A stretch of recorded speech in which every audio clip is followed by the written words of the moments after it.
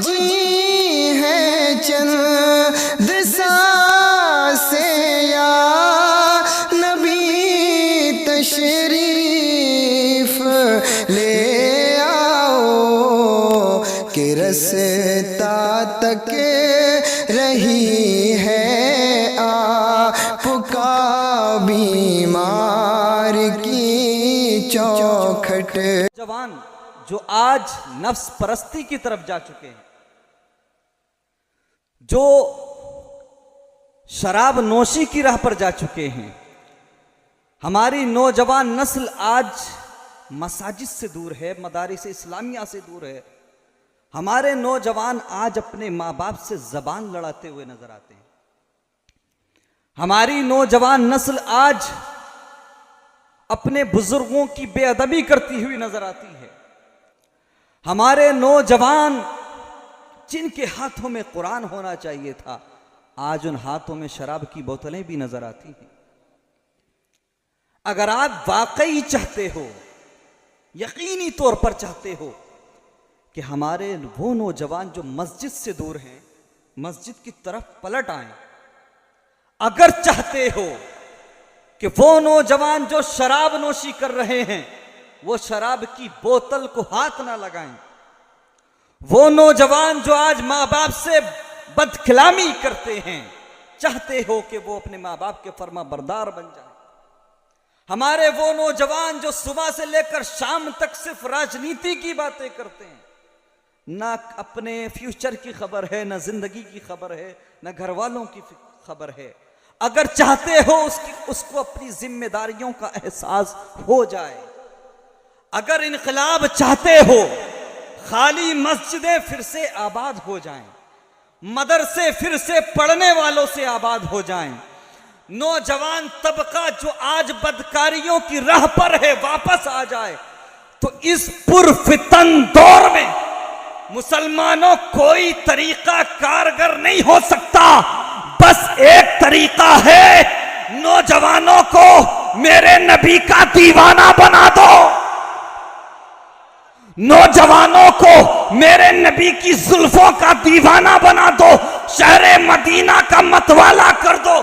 जैसे जैसे नौजवानों पर मेरे नबी का इश्क चढ़ता जाएगा, वैसे वैसे ये दुनिया की रंगीनियों का, शराब की बोतलों का नशा उतरता जाएगा।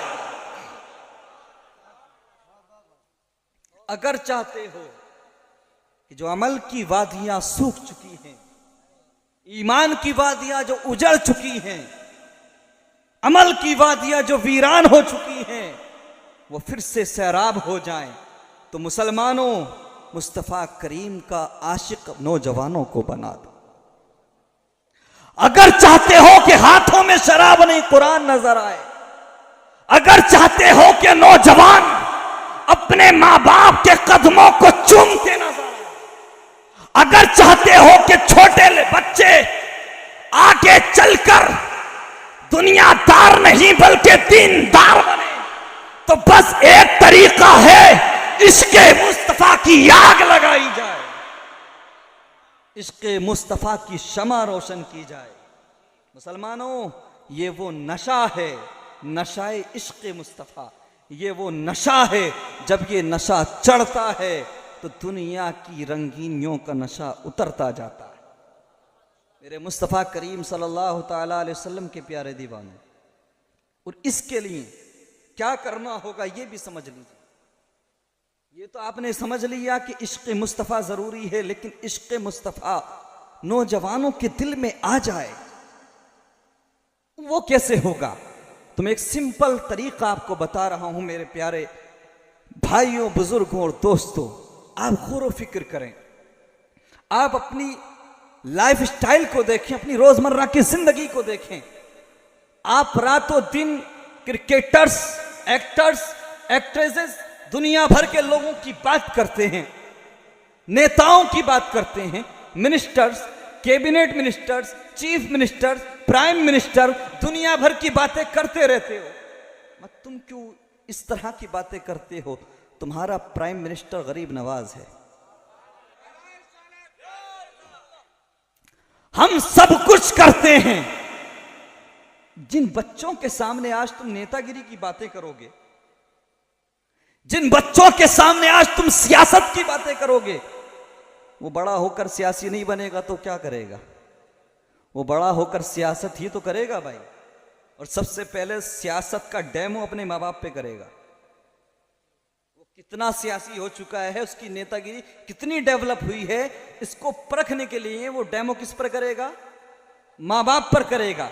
इसलिए कहता हूं प्यारे, अगर तूने इन नेताओं की बात छोड़कर मेरे नबी के हुस्न की बात की हो, अगर इन लोगों की, दुनियादार लोगों की बातों को छोड़कर अपनी बच्चियों के सामने तूने अगर सैयदा फातिमा का तज़किरा किया होता,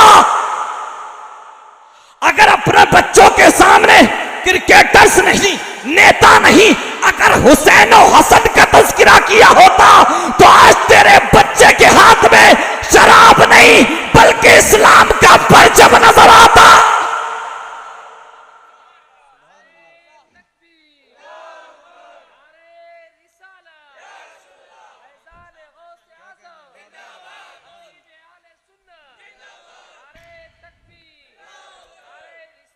मेरे मुस्तफ़ा करीम सल्लल्लाहु ताला अलैहि वसल्लम के प्यारे दीवानों, अपने घरों में सीरत मुस्तफ़ा से रिलेटेड किताबें रखो,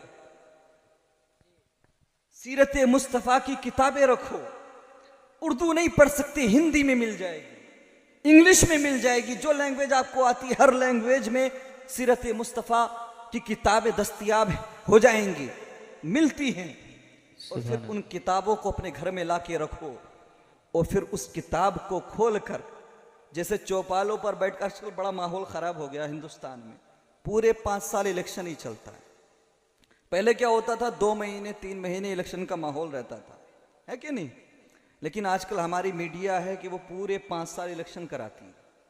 तो इस इलेक्शन के सिवा कोई काम ही नहीं है किसी को। इससे थोड़ा बाहर निकल के आओ, दुनिया भर की बातें नहीं, बस एक वक्त खास कर लो कि इतने वक्त से लेकर इतने वक्त तक हमें अपने बच्चों के पास बैठना है, अपने बेटे और बेटियों के पास बैठना है और किताब को खोलना है। फिर किताब को खोलकर सैयदा फातिमातुज़ ज़हरा के किरदार की कुछ बातें अपने बच्चों को रोज बताते रहना है। मुस्तफ़ा करीम की जिंदगी की बातें अपने बच्चों के सामने रखना शुरू कर दो।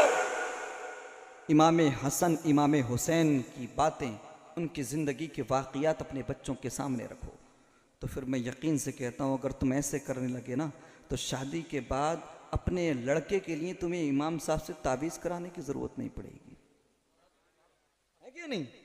परमानेंटली इलाज बता रहा हूँ। जो शादी के बाद जाते हो ना कि यार जब से शादी हुई है 1-2 महीना तो बड़ा अच्छा था मामला, लेकिन उसके बाद तो सुनता ही नहीं है इमाम साहब, कोई तावीज़ कर।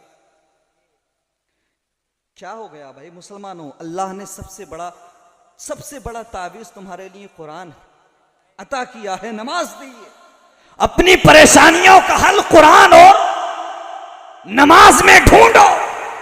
बेशक तावीज़ भी एक अहम चीज है, जरूरी है, लेकिन उतना जरूरी नहीं है कि आज लोगों ने तावीज़ का ही पीछा पकड़ लिया है जनाब। जरा सी कोई बात आई, तावीज़ कर दो, तावीज़ कर दो।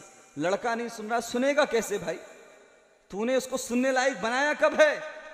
अरे मुस्तफ़ा करीम सल्लल्लाहु ताला अलैहि वसल्लम के प्यारे दीवानों, अगर इनकलाब चाहते हो, अपनी न्यू जनरेशन को अगर इस्लाम में ढालना चाहते हो, इस्लामी कल्चर उसके अंदर घुस जाए, मगरबी कल्चर से दूर हो जाए, तो फिर यही तरीक़ा है कि सीरत मुस्तफ़ा के पहलू अपने बच्चों के सामने रखो।